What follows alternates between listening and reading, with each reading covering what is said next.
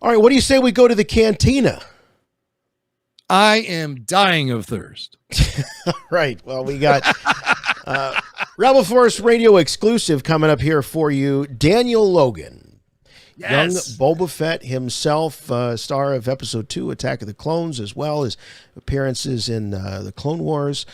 Got to check it out. You imagine what he thought. Can you imagine what he thought watching the Book of Boba Fett?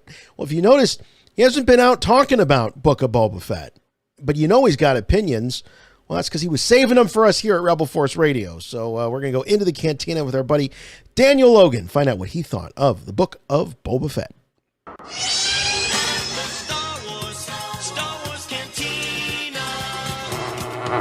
Where are you going, Master? For a drink. Sorry about the mess. You will never find a more wretched hive of scum and villainy. We must be cautious.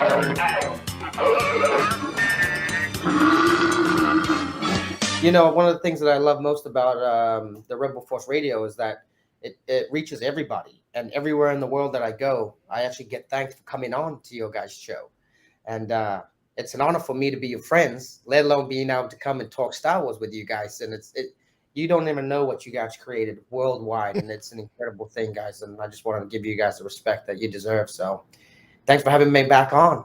Well, it's really kind. Thanks, Daniel. That's great to hear. And we do know that when folks appear on the show, I mean, they do, reach out because I think they realize that, we are a bit of a conduit, to some of the personalities and some of the people that they've grown up with watching. And so many people, as we look back at, the Boba Fett series, we're looking forward to Obi-Wan. And as we get some of those prequel vibes, we all of a sudden we realize that there's just this whole generation of kids that were kids. They're now adults and they grew up with you. Yeah. Amen. I mean, it's incredible, growing up in the Star Wars world and also the convention world. It was very much, as you said, it was the original fans that came out to the conventions and supported and everything else like that. And the Jeremy Bullocks and the Dave Prowse and the Kenny Bakers, their lines would be humongous. And because I was in the prequels, my fans weren't quite yet there to have had jobs and making money. So my line was always shorter and smaller, even though I do give respect to the original fans. But now it's unbelievable how many prequel adults, I should say, not kids anymore, are coming to these conventions. And they're literally coming and supporting me. I'm the childhood hero, or they grew up with me and they love, and it's come full circle. Now the prequels have actually risen within the fan base, and they're the people who are now doing the biggest supporting almost. Oh, they're now the new nostalgia. I mean, I think it crystallized, because I know you're a collector too, Daniel. It really kind of hit me when Hasbro put out those 6-inch figures with the vintage Episode 1 packaging. I'm like, holy cow, Episode 1 is now considered vintage. That's crazy. Yeah. So, Episode 2 is not far away, buddy. You're going to be vintage here before too long.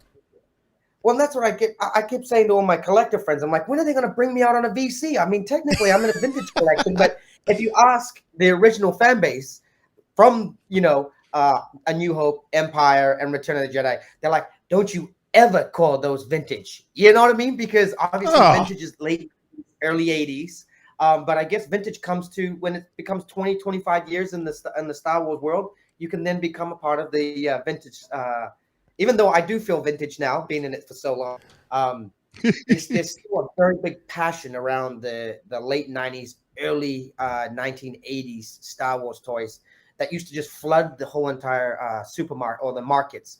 And there was nothing else like watching the aisles of the original. We're not going to do this tonight, but sometime, Daniel, I want to have you back, and I want to go through all of the young Boba Fett action figures that have been released and get your take on those. Because look at that, Jimmy Mack, he's got one right here. I got one. There he is. There he is. There's young Boba. This was released in 2002, and he's got 2 blasters. We don't see him use a single blaster in the film, but he does shoot the ship blasters, which are pretty impressive. And he's wearing this rain poncho, and looking pretty badass with his two guns there. I mean, you could see a young Clint Eastwood sort of vibe with this. And also, he came with the helmet. Oh, look The at that. helmet. I see. I completely forgot Remember about that? that. It's Oh, only wait, I meant don't to have it be on straight. that it was meant to fit, you know. The There it younger is. clone. Oh, right there. Oh, he dropped to him his blaster. Sorry. But you can see, I even have the little rubber band holding the blaster on still, fresh Oh, out wow. of the package. All the, You know what? all these Minty. years later. You just ripped open a 20-year-old figure. Well, it's great. And I remember ripping this open actually back in 2002. And Daddy, why would bring that chair outside? Oh. All right, that We was got the my young clone himself, Stephen Logan. My new thoughts of my life. Sorry about that, guys. It's all right. So Don't I worry thought about it. For sure, though, we would see Boba wearing the helmet. I was hoping he had like a little helmet, and he and Django would go on adventures together and both be wearing the same helmet. Well, Hey, if you watch the that's Clone, canon to me. if you watch the Clone Wars, it was only meant to be that young Boba actually ended up keeping his father's helmet. Then he tried to do some pretty cool stuff with Mace Windu. I won't ruin it if people haven't seen the Clone Wars yet. And it's almost sacrifice. Yeah. Daniel, your picture has been frozen pretty much for the entire interview. Is that something you're doing on purpose, or? Well, I'm watching myself down at the bottom moving around, but Yeah, but you're frozen there. Might have a little bandwidth issue. Do we want to try bringing him back in to see if maybe that fixes it? If Daniel, if you want to close out the page and then hit that link again, and jump back in, and I mean, it's a great freeze frame. You look, fantastic. I know. Most of the time, it's very unfortunate, but this one looks like it was meant to be. It looks like a photograph. But no, it would be great to see your video. Are you on Chrome by chance? I am on Chrome. Yeah. Great. And do you have anything else running in the background, or any other tabs open, or anything like that? No, but let me yell at my family. You know what? I got a text message from Amy Ellen, who played Ayla Secure. Oh, and after that, Amy I think it went frozen after that. So let me try to take this off. Okay. Maybe I'll unfreeze. If I click on myself, no. Huh. Beautiful Amy Down at Ellen. the bottom, I can see myself moving around and looking like a clown, but maybe I can hang up and I can call you right. Or we can go. Do you mind doing that? Would that be Not okay? at all. That'd be Yeah, great, not at man. all. Thank Hey, you. 1 second. All Sorry, right. guys. That's okay. So he's going to fix that. I got this guy too. This other action figure of Daniel. He's a little one of those clone students. Oh, And yeah. Look, and so what? He's got the cap on with the weird Did that electrodes and fix it? stuff. That fixed it. We got Did him that back. fix it? Look at what Max got now here. He's got little student Boba with the little hat and You know,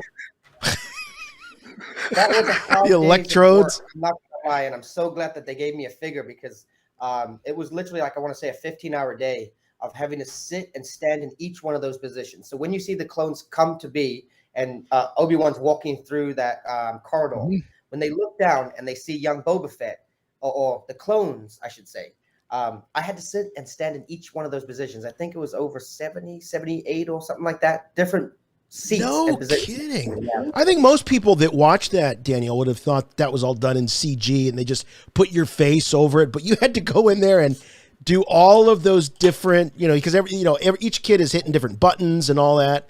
That's crazy. And if you look at it, they kept changing around the color of the headgear. So one guy would have red and blue or whatever it was, and then they'd have to switch so the next guy next to him didn't have the exact same color. And yeah, it was pretty incredible how George does his movie magic. Amazing. Let me ask you a question about Kamino. Did you catch the Bad Batch animated series last year? Did you catch any of that? I did, yes. I've been up to date with all of the cartoon series, all the animators, I should say.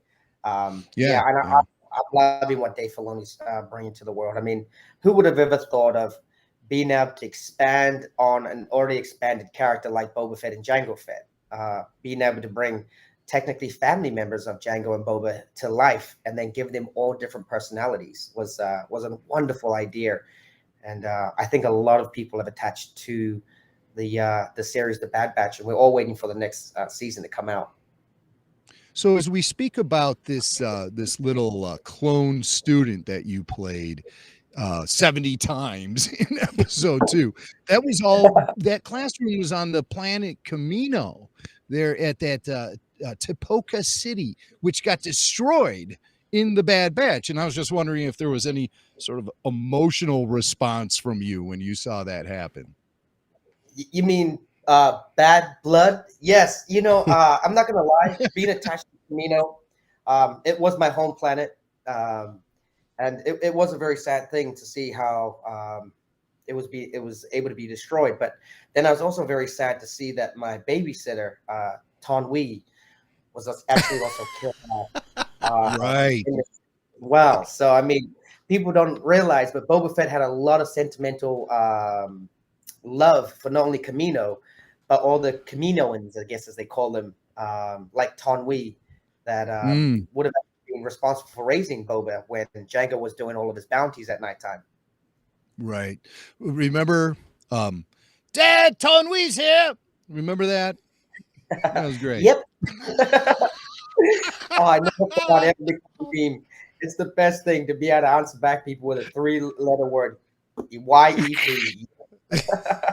Yep. Yep. That's right. Boba, is your father here? Yep. Dad, Tonwi's here. I love that. See him. Yeah. I just love that. All right, now we're already getting too silly. The reason we have you here, Daniel, is primarily for the fact that a lot of people have been wanting to hear your thoughts, your review of the season of the Book of Boba Fett.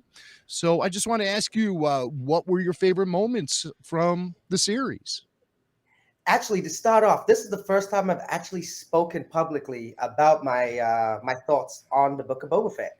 I haven't really been doing very many interviews. I was doing them a lot when I was young, but then the way I'd answer questions and stuff was kind of off script, and I kind of realized and was like, maybe I shouldn't do as many interviews. So I'm very honored to be able to talk about the Book of Boba Fett first time with you guys. We're honored to have you.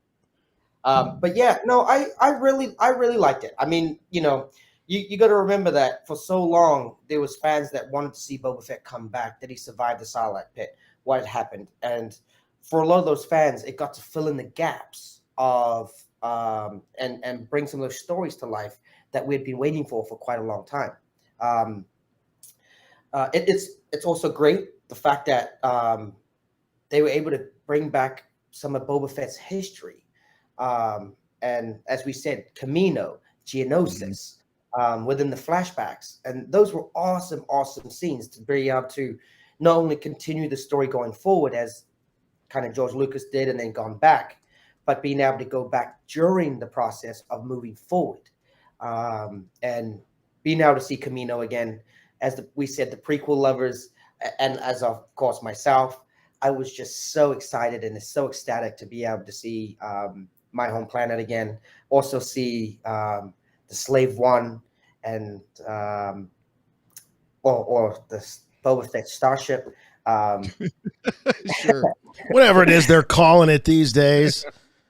Exactly. But one of the fun things for me was it got to give us another wonderful, fun quote, like a bantha, so yeah. I think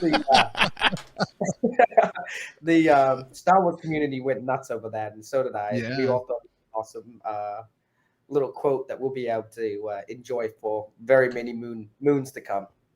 Oh, it's great, man. So memeable, and that's when Star Wars is hitting on all cylinders. I hear a lot of young fans say they love all the prequel memes. That really speaks to them, and it's a lot of fun. And so I think that's something that really has kept the prequel up in everyone's attention. It's been up in everyone's face all this time. You can't log on to the internet without seeing some sort of prequel meme. And now like a bantha has become in that tradition, like a bantha, definitely. It's true. Yeah, exactly. Daniel, as you look back at the whole Boba Fett series, I mean, were there any surprises? I mean, you're a guy that is knows quite a bit about the character. You've played the character, you collect the character, you're surrounded by fans of the character. Were there any things that came out that we learned about Boba Fett that even surprised you? I was surprised of how much he had his helmet off, and being a huge Boba Fett fan, and I could say, as I guess being a Boba Fett, it would have been nice to be able to see less of his face and more of his action. So I was very surprised that they went with the directive aspect they did with having him with his helmet off so much within the series. I was also surprised that we went back to Geonosis. I thought that was pretty cool. As the prequels, one of the most impactful moments was when Jango got his head chopped off by Mace Windu, and I think the whole Geonosis aspect and bringing him back was bringing the world back was pretty shocking, because I just thought that I did those scenes 20 years ago, and all of a sudden I'm back in the arena like it was 20 years ago, and picking up the helmet again and bringing back all those memories. Wow. And were you surprised by that? Did it shock you to see those shots being incorporated into the series? It did. I mean, I wasn't told anything about it. They literally called Lucasfilm called me up a couple of days before the episode, maybe a week before the episode was released, and they said, "Hey, we're gonna have you in one of the flashbacks." And I was thinking, well, how am I going to come back in a flashback? And then when I watched it, just like everyone else, that's the kind of cool thing about Star Wars. I was able to see they brought back the iconic scene, and for me, I love it. They are missing the reek, as a lot of fans have pointed out. Oh, but, yeah. But it's one of those simple things that you just forget, but the prequel fans never ever forgot. Especially with my father was the one who killed it. So, that was a big shocker for me, and a really awesome surprise. Those were alternate takes, weren't they? Those weren't the final takes we see. I something seemed different about when you ran up to the helmet and picked it up. So some of it was shots that we had filmed back in Australia.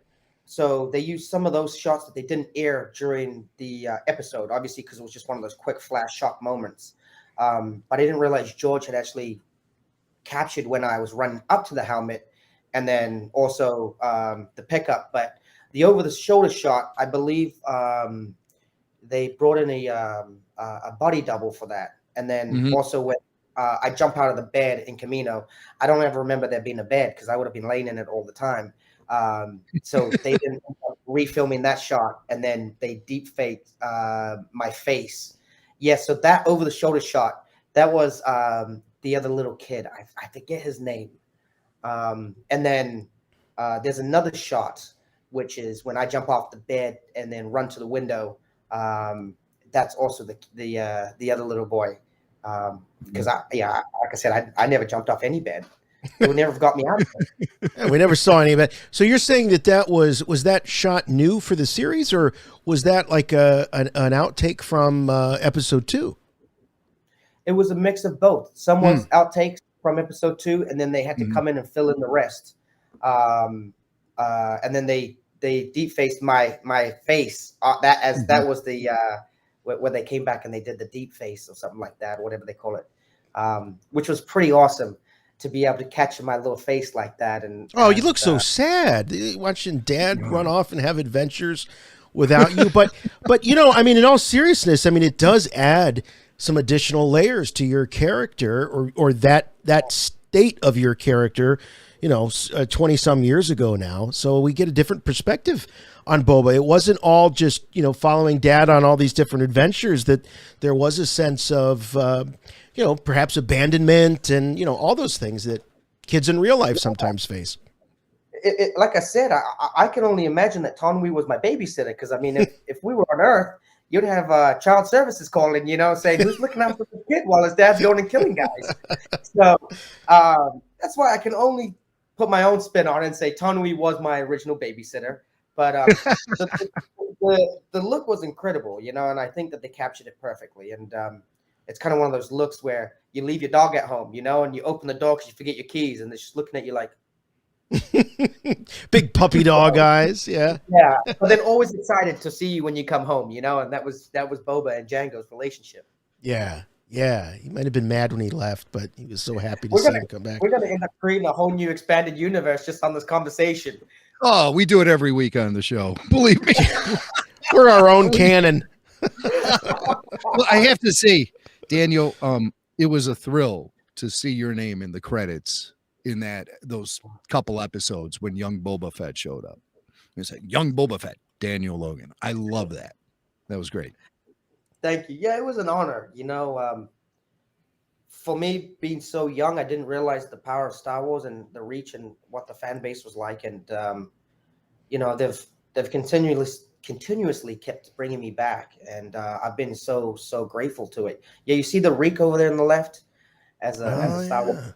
We're looking at a graphic where you've got the original shot of Daniel holding the Jango Fett helmet in Attack of the Clones, and underneath is from Book of Boba Fett. And yeah, I mean, for some of us, it looks like the same thing, but as Daniel pointed out, yeah, there's the remains of the Reek in Attack of the Clones. It's not there in Book of Boba Fett. You still have the battle droids scattered throughout, but not the Reek. I do believe that was the outtakes of episode 2 for that one. And then as they go over the border, you end up kind of being able to see just a tad, because they did great auditioning that it was the other young man. And then obviously the Kamino scene when I was in the house. But I still remember that like it was yesterday. You know, I mean, I remember when George Lucas, I said, well, George, what's going on around me? Because I just had dirt and green screen around me. And he goes, well, I know you're going to have these droids, and they've been killed, and some of them are blowing up, and there's smoke rising to the sky. And I'm just sitting there just looking, imagining all these things, you know, and he's just looking at me like, no, I just need you to pick up a helmet and stick it to your head. And I'm like, oh, okay. The theater of the mind was just too much distracting, even for a professional actor on the set like yourself. But I brought this up to you in the past, that image of you holding that helmet, it's probably my favorite moment of yours in the entire film. There's just something so striking about that visual, and you feel the pain. You feel the pain. Yeah, and you know, it really literally gives that legacy to Boba Fett, that this is why he became who he became. You know, this is why he kind of had a little bit of a chip on his shoulder towards some or all Jedi, and then became the badass bounty hunter that we know as him as today. You know, so I think it was the perfect, you know, beginning to his legacy. Yeah, and it definitely ties into Book of Boba Fett and his evolution in that series, because you can imagine that, you know, suffering that kind of loss. This is the one person that you trusted. This is the one person that was always there for you. And then they're gone. And you can imagine a young person saying, okay, that's it. I'm done trusting people. I'm done, you know, bringing people in. So you have a very solitary Boba Fett formed by that moment. And then we see in the Book of Boba Fett how he starts to adopt some new things, like, you know, having a tribe, realizing he really can't get along without others in his life. Yeah, and exploring the bounty hunter world. You know, I mean, in the Clone Wars, we got to take on, you know, other character relationships, you know, and so much more that we were meant to explore. But obviously, we still haven't been able to see them, or may never ever get to see those episodes. So yeah, well, see, that's the thing. Despite the fact that there was so much about Boba and his history revealed in the Book of Boba Fett, to me, there's still a big, wide gap of character development that is missing from Boba's story. The mystery years, the adventures of young Boba Fett after the Clone Wars. I love you, dude. Yeah, well, because you know what I'm thinking. Disney Plus needs a new streaming series. Boba Fett was so popular. How about the adventures of young Boba Fett? How about starring Daniel Logan so we could see your name in the credits every week? That would be amazing. I'm just saying, I know you, I don't have to ask you if that's something you'd want to do. I know you'd love to, because you're you're so connected with Star Wars. You are like the fan ambassador, in my opinion. Out of every actor who's ever been on screen, I don't think anyone has given back so much to the fan community, has made such a connection with the fan base. So it only seems natural to have Daniel Logan star in The Adventures of Young Boba Fett. Thank you, Jimmy. Yeah. You know, it's just one of those things. You never know where they'll take the storyline next. You know, George Lucas went backwards after 3 episodes. You know, which kind of I would have liked to have seen him do the next 3 after, but I would never have been in them if he did continue moving forward. So I'm glad he did come back. But that's the world of Star Wars, and you know, I think for me, as you know, an opinion, I would really have liked to see them bring some of the Clone Wars episodes back to life, and then follow some of those flashbacks as well. So bringing some of the younger Boba Fett back into the theatrical world, and then seeing some of the things that had happened in his life leading up to the Sarlacc pit, or even leading up to Empire Strikes Back, or right after Empire Strikes Back, and be able to explore more of that. But you never know, you know, with season 2, there's always a possibility if they carry on the Book of Boba Fett series. Yeah. So of course the season 2 has not been announced yet, but I don't know. Love the direction this conversation's going in, and I definitely think it would be essential to the character's story to fill in the blanks with some of the years, you know. Boba in his 30s. We have Boba in his late 50s. Let's see what he was doing in his 30s. And look at that. He's flexing. It's a gun show tonight. As long as I've known Daniel Logan, he's kept himself in impeccable physical shape, and he's ready to don the armor at any given moment.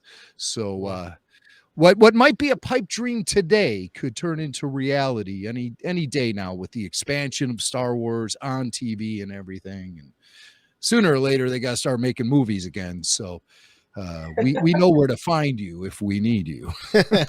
Yeah, just call Jimmy Mac. He knows how to reach me. Yeah, I'll represent you. I will, and I'm hard but fair at negotiating. So you could be my next party double if I come back. What, your corpse? No. Now, see, that's not nice. That's not nice. But I mean, I do have a firm grasp of reality, and I think I would be better as a body double for Tim Morrison than Daniel Logan. I think I'm a little closer to that range. So, you know, let's be real about this. You'll be spending more time in the back of the tank. Yeah, soaking my bones. Don't you know? Well, let me ask you, Daniel, if there was a season 2, what would you like to see in season 2? What did they leave on the table for you, at least as far as this series is concerned? I mean, you know, you still got to remember there's so many more clones out there that possibly had their own lives, and I'm a expanded universe kind of guy, and there's always the story that there was the rogue clone that ended up going off on his own, and you know, it'd be cool to see, you know, a younger generation meet the older generation, you know, and kind of have one of those, you know, time moment, you know, eclipses where you're like, wow, it's brought it back together all into one scene. I would like to see Boba Fett leave Tatooine. I mean, don't get me wrong, I didn't mind Tatooine, but with the George Lucas series, he gave us so many different planets, so many different visual effects to be able to take you to these places. You know, and maybe revisit Geonosis, you know, as you go back sometimes to the place where you've had your hardest or most harsh memory, and be able to use that in order to be able to move forward and kind of use it as a rehab to continue onwards. I would have loved to seen maybe, you know, more battling with Boba Fett himself. I thought at some points they could have, you know, used more of the armor, because there's so many different things with Boba Fett. Oh, all the gadgets. He's like Batman, you know, in Star Wars.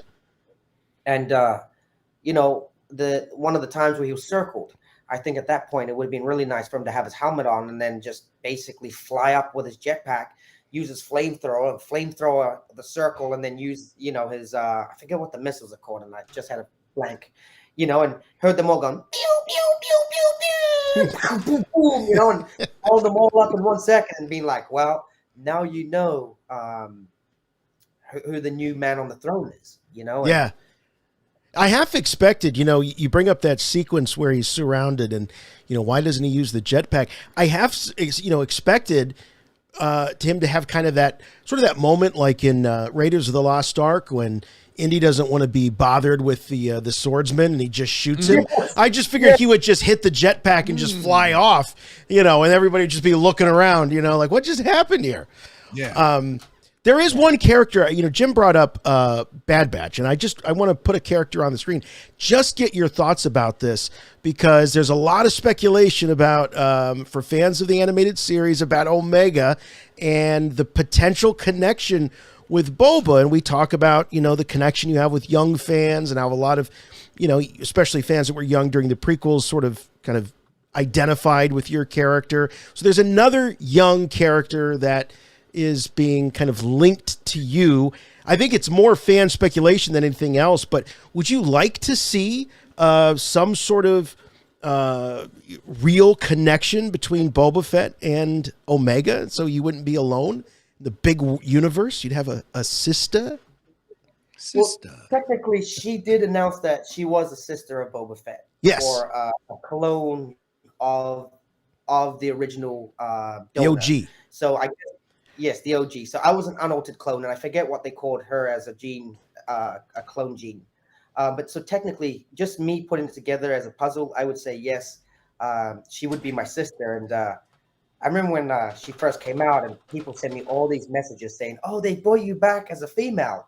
And Oh no. They brought you and, back. yeah, and me and Jeremy Bullock, we used to say, and bless Jeremy Bullock, we would say on our Q&As when they'd say, hey, if they bring Boba Fett back, or if you were to come back, who do you want to play? And Jeremy would say, I want to play Mrs. Fett. And then I'd say, well, I want to play Mrs. Fett's daughter, or I'd want to play Mrs. Fett as well. And it's kind of funny now to have an Omega, which it's pretty cool because like Dave Filoni, he's such a passionate fan of the franchise as well. So to be able to create all these different offsprings of Jango Fett, technically, it's become a very fun thing to watch. And for me, I feel as I hope one day Boba and Omega meet each other, because if Boba Fett knew that his little sister was actually going through all the trials and tribulations that she was going through, he would have more protection towards her than the Bad Batch crew, because he can relate as being that young child growing up in that world of the Kaminoans. Yeah, that's interesting. It's an interesting take, because there's some people that kind of share that, and there's other people that think that a Boba would be maybe resentful or have no affection towards, you know, the other clones. You see it kind of differently, like that he would perhaps look at her as a sister. He might look at some of his other fellow clones as brothers or something like that. Well, in the Clone Wars, there was a scene where I had to obviously shoot the other clone trooper. And so what basically happened was he was trying to stop me from me accomplishing my mission. And obviously he was like, hey, we're brothers. And I turn to him and say, you are not my brother. And I shoot him. That's right. But the thing is that I think with the helmet on, there is a relation, especially when they look more like his father, because he's resentful of lost his father, and he's using that as no one will ever fill the gap of my father.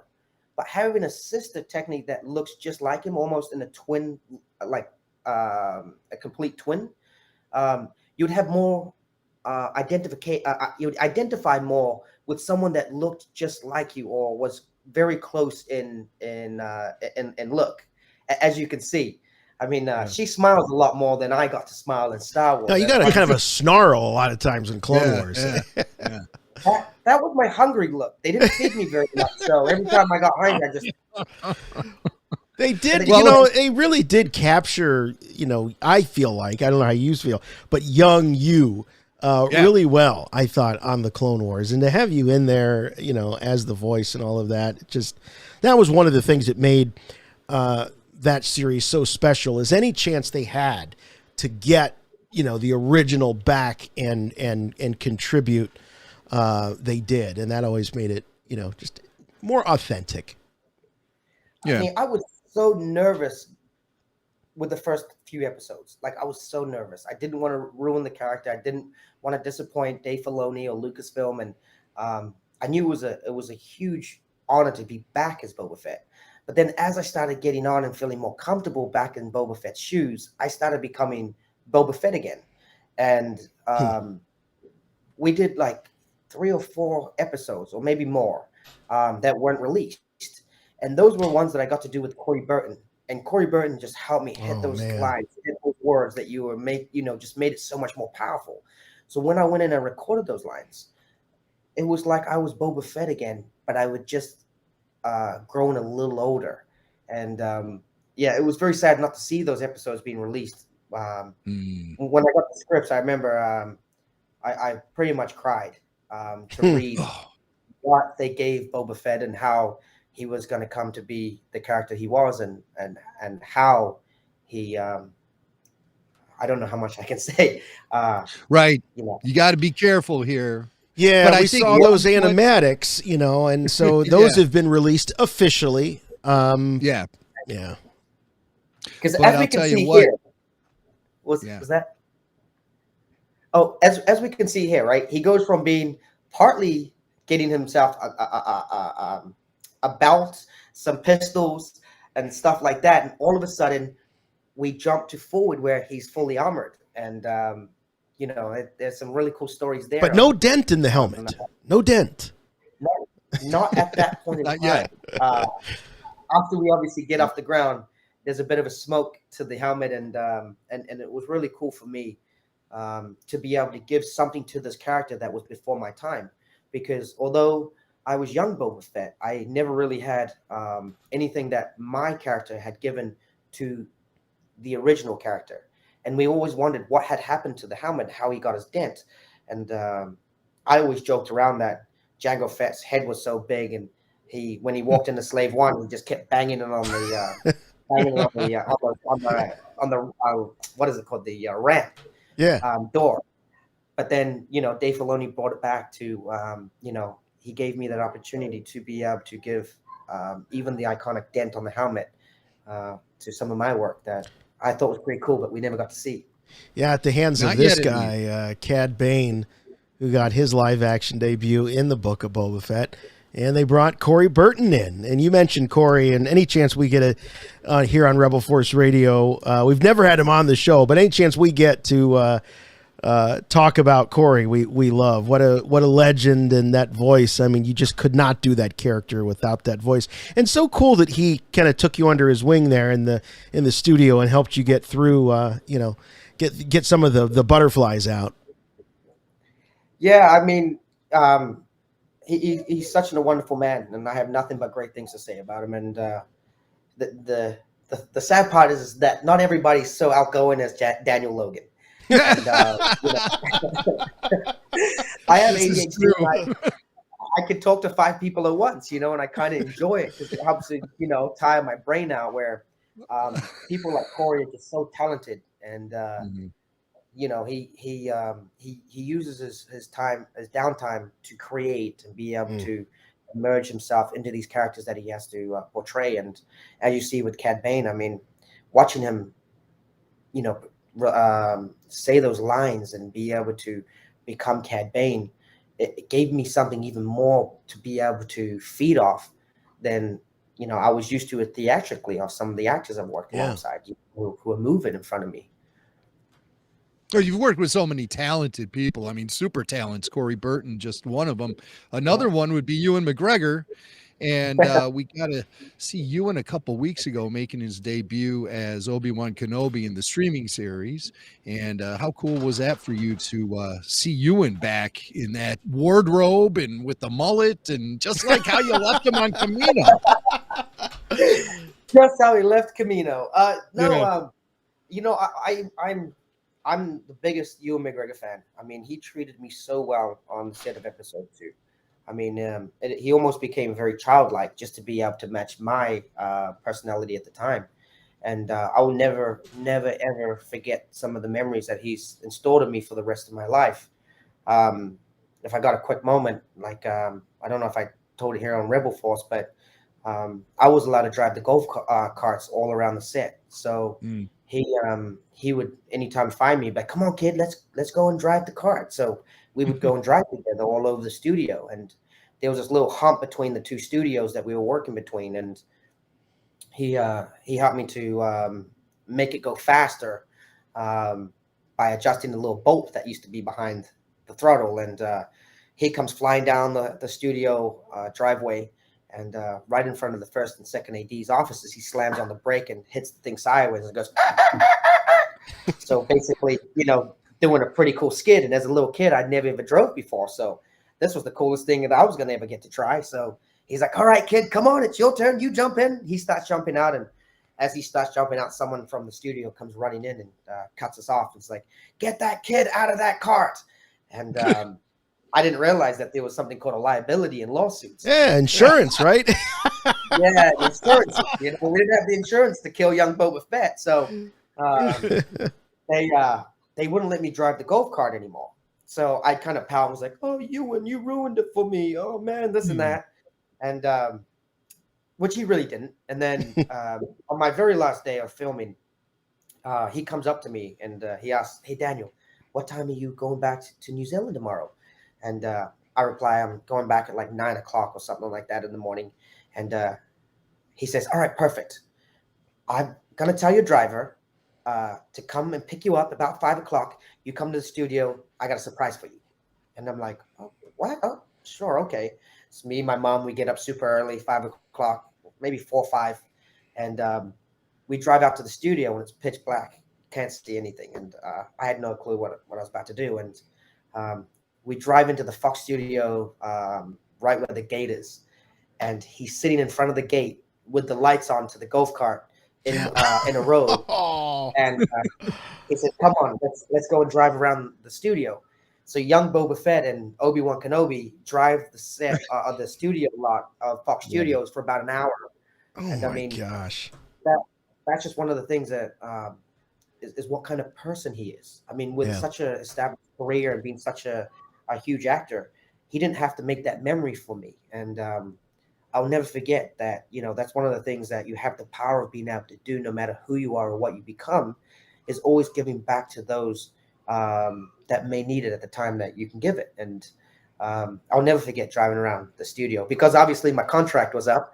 Right. I was no longer exactly. So there I was driving, you know, the golf cart and sitting next to him, and he just sat there like, all right, when is this kid gonna stop driving around? So yeah, it was awesome. Is it safe to assume then you're going to be like the rest of us on May 25th, glued to your iPad, your smart TV, your phone, whatever you got Disney Plus on to watch that premiere episode of Obi-Wan Kenobi?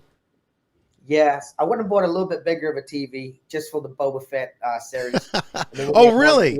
Hey, some people do it for the Super Bowl. You did it for Book of Boba Fett. All right. Hell yeah. Well, you know, I figured I got to see it in the largest form that I can. And yeah, good for I'm you. really looking forward to it, especially the fact that they're bringing John Williams back, you know, to do some of the music and the scores. I love John Williams, and I think he's just a very, very talented man.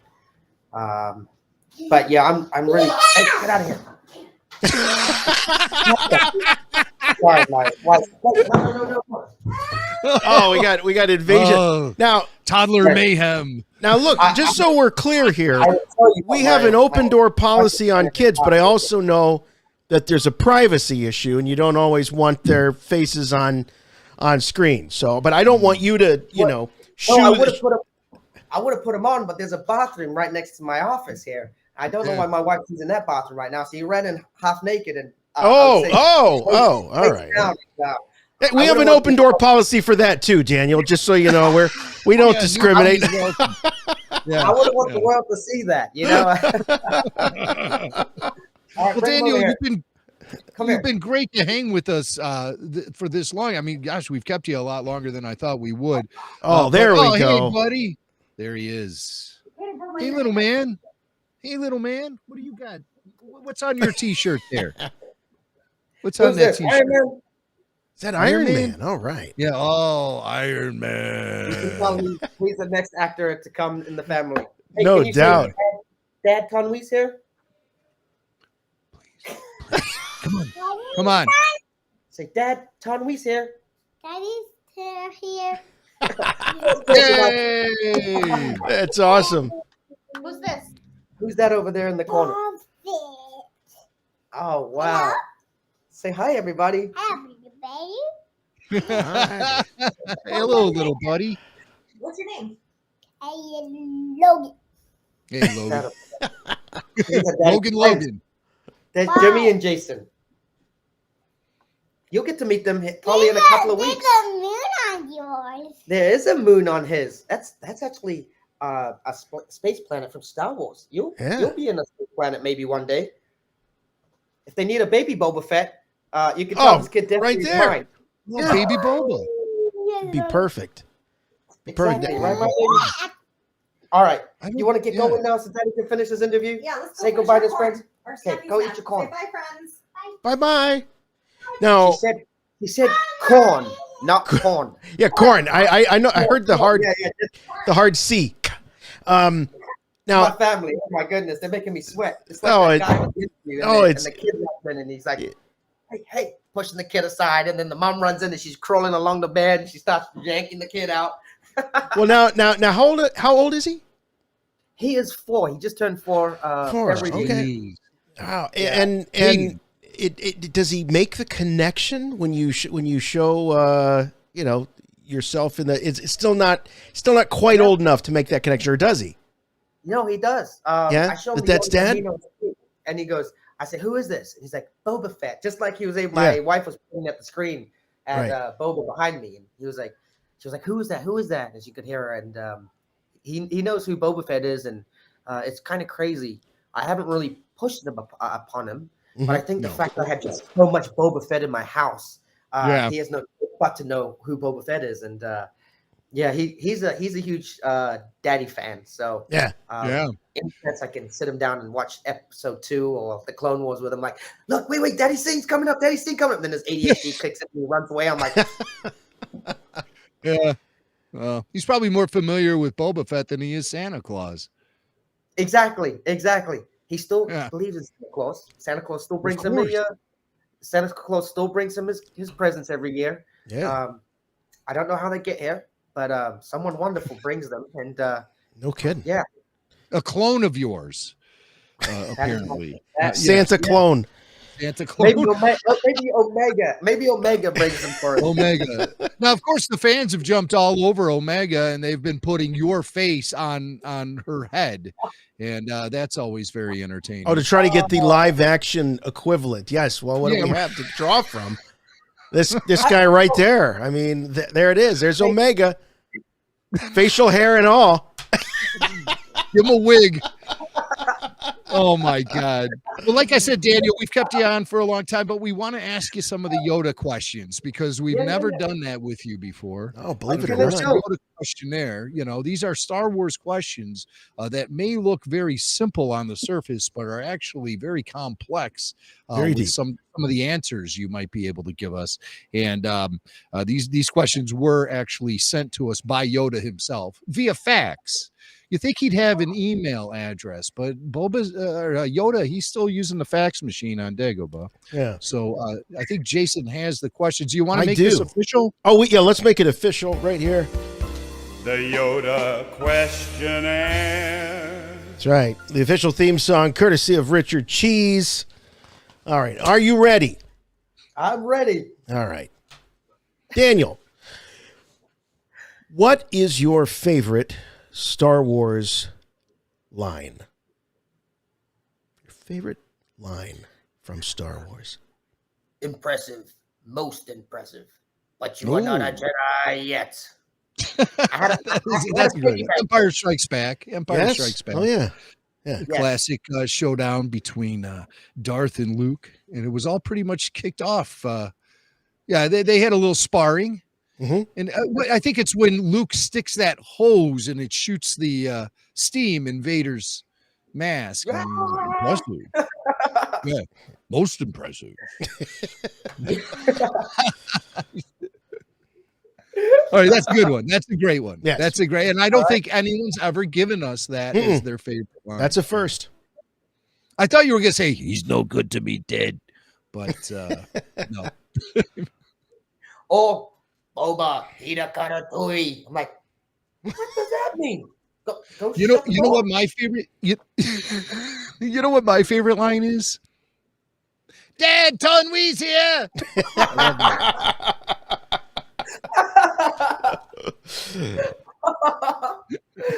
Oh, I love you, Jimmy. All right, what's the next one? All right. Next question. I don't have the question. You don't have them? Oh, I have them. Okay, I'm sorry. Okay, all right. I can come in here. Time to shine, Yoda. All right. Okay. So we were on the light side of the Force. Now we're going to venture off to the dark side a little bit. What is your least favorite line in Star Wars? What's that line that it just kind of, it's a little cringy? That's Wizard. The wizard. Wizard, Annie.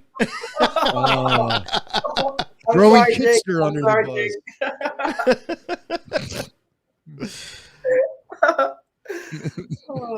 bus. No one just said Wizard. I think we've had the Yippee.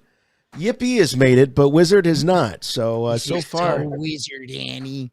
That is a little cringy, I guess. All right, how about this one? What Star Wars moment makes you smile?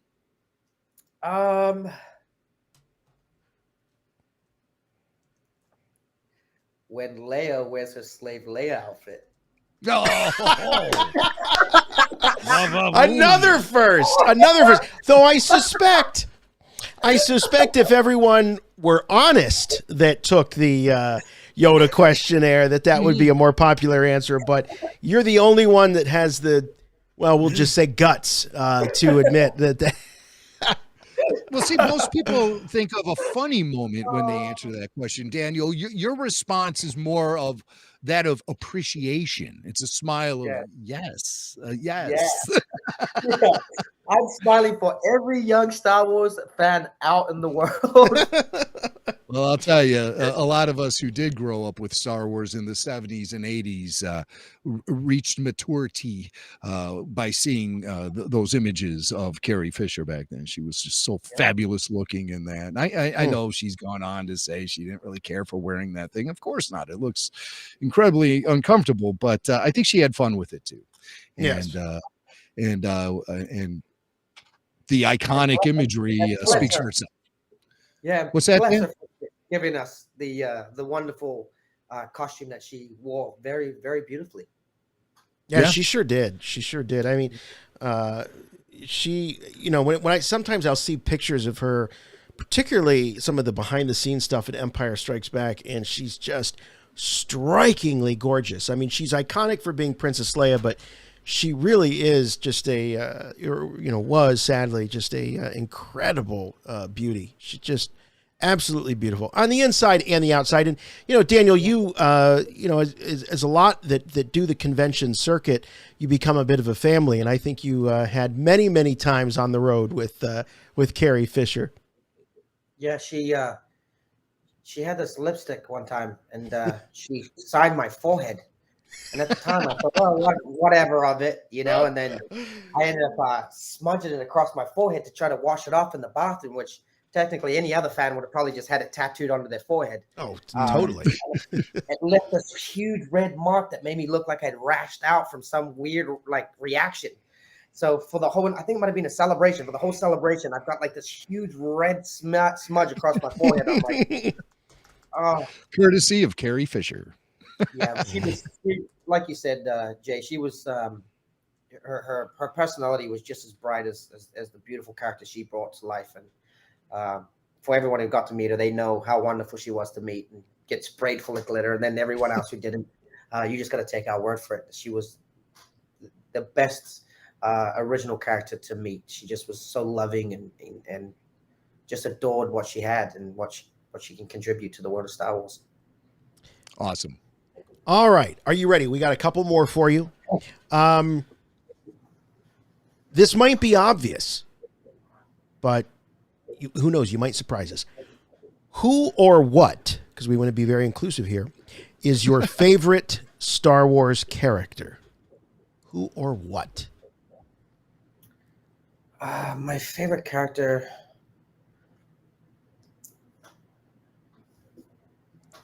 He's going to say it. There it is. Okay. Yeah, That's we'll totally give it fine. to you. Yeah. We'll give it to you.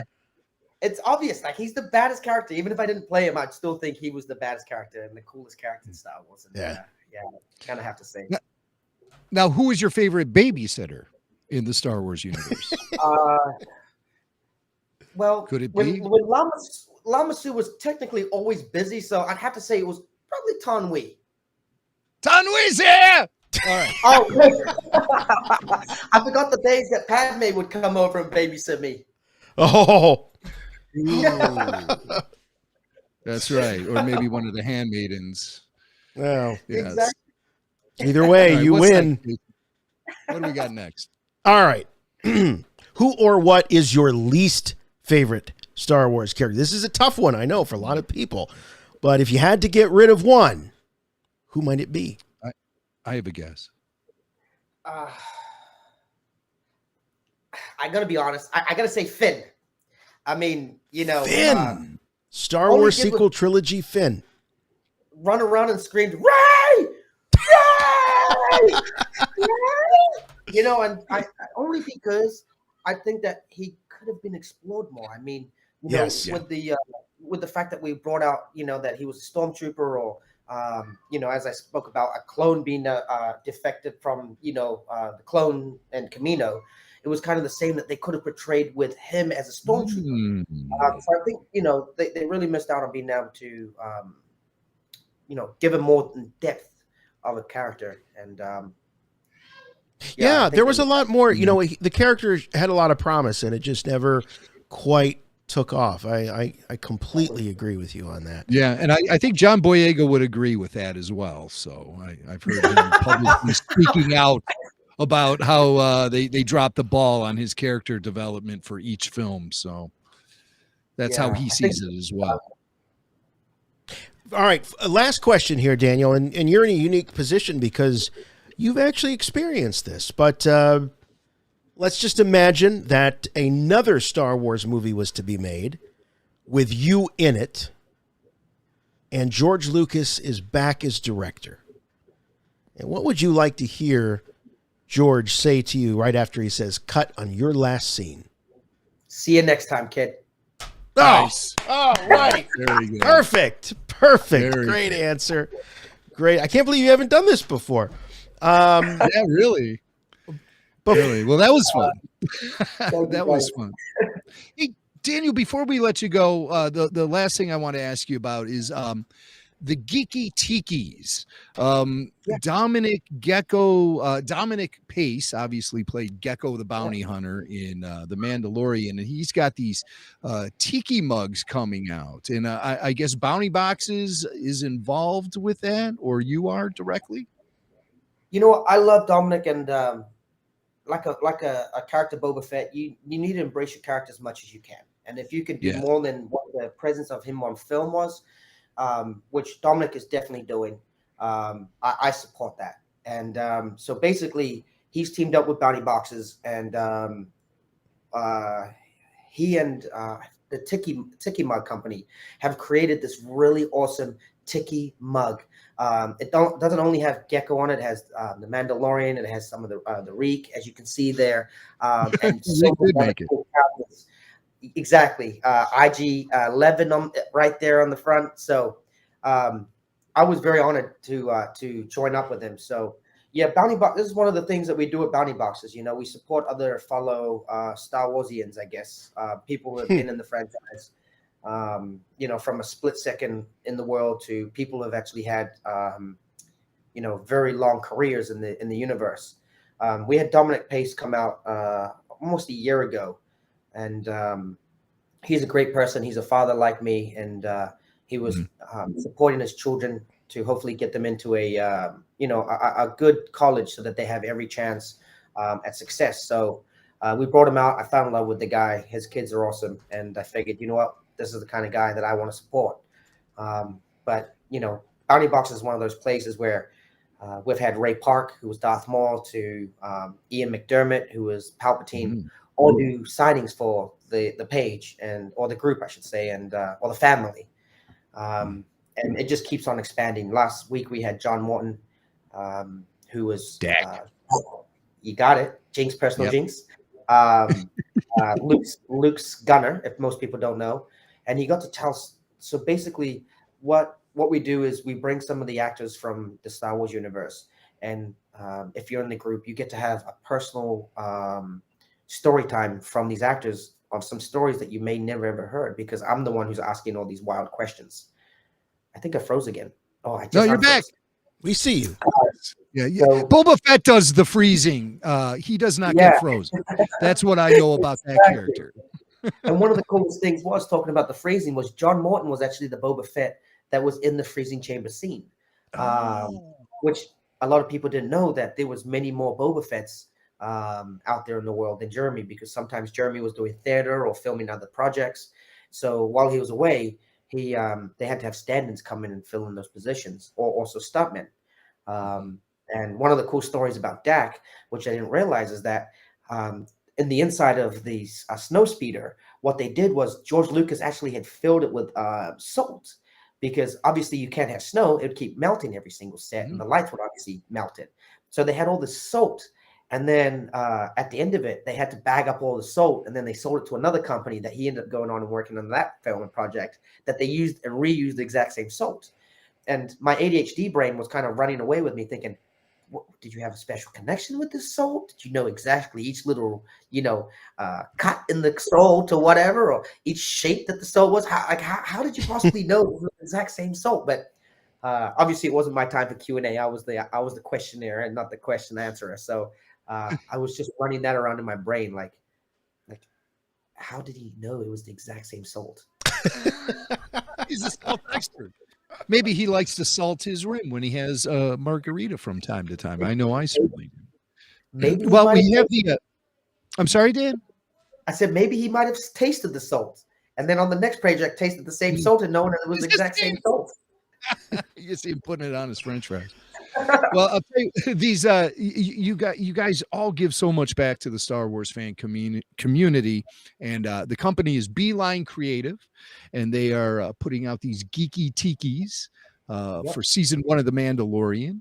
And Dominic Pace is going on tour this summer to promote it, and he's going to be all over the place. He's coming to Chicago. I'll be able to hang with him. And we have a little surprise for you, Daniel. Dominic recorded a quick little message for you, and we'd like to play it for you.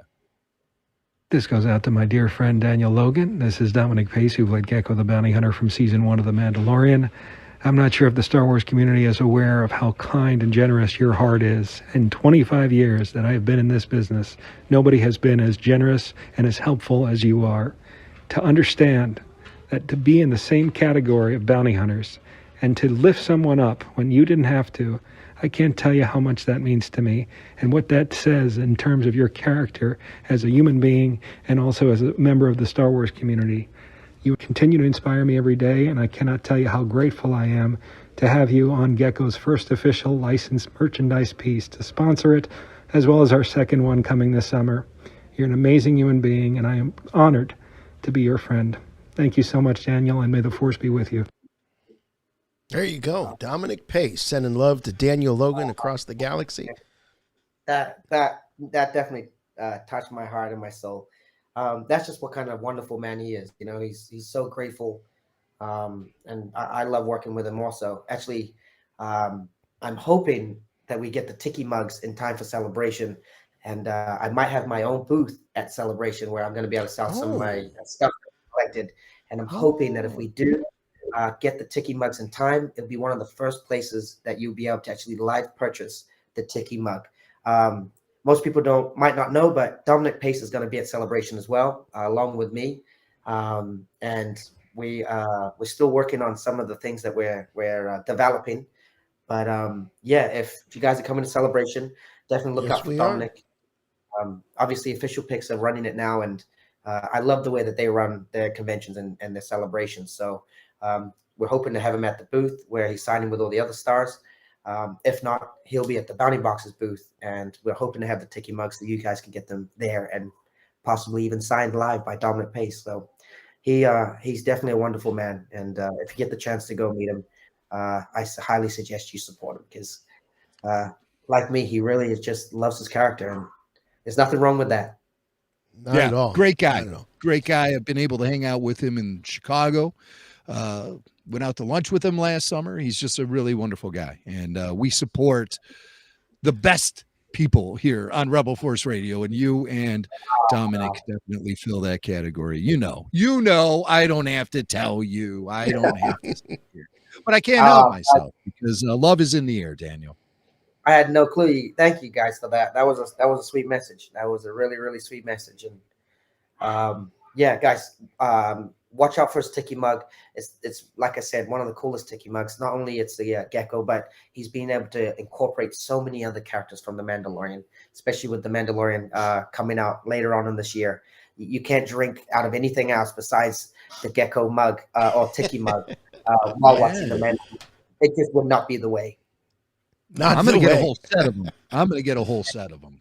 And I see myself drinking Mai Tais out of that thing like crazy. So that's going to be great. So I can't wait to see you in Anaheim in a couple of months. And we shall have a great time, just like we did tonight. Man, thank you so much for taking such a great amount of time out of your schedule to talk to us and give us your exclusive review of the Book of Boba Fett. Well, I hope people enjoy it. I mean, I can only say my feelings about it, and obviously everybody has their own feelings and entitled to them. And I'm just so grateful that Boba Fett is back, and that's the coolest thing for me, to be able to have, push the character to as far as I could. And it's kind of like a baton, being able to pass the baton over to Tim Whittemorrison, and he's doing a wonderful job with the series so far. So. Yeah, I pray there's a season 2. He wants Mace Windu back, but he should have said, I want Daniel Logan back. That would have been pretty cool, I might have to chop his head off again for that one, but why not? But I thank you guys. I thank you for all that you guys do for the community. I'm so proud to support Rebel Force Radio. I've supported you guys since day one. I've loved you both for 20 or more years. And yeah, keep doing what you're doing, because there's no other podcast like you guys out there in the world. And I mean, just like this one today, it's just gotten better and better. It's incredible what you guys are doing. Keep doing what you're doing. The Star Wars community really, truly appreciate it. And thank you for bringing stories like mine to the people that may never be able to meet us. So thank you, buddy. We're all geckos. We're all just, trying to bring more of ourselves to the world that need more Star Wars. So in positive ways as well. Yep. No doubt Just about it. enjoy Star Wars. That's our motto around here. Thank you so much, Daniel. We love you, brother. Love you guys too. See you next time, brother. See you guys. Bye-bye.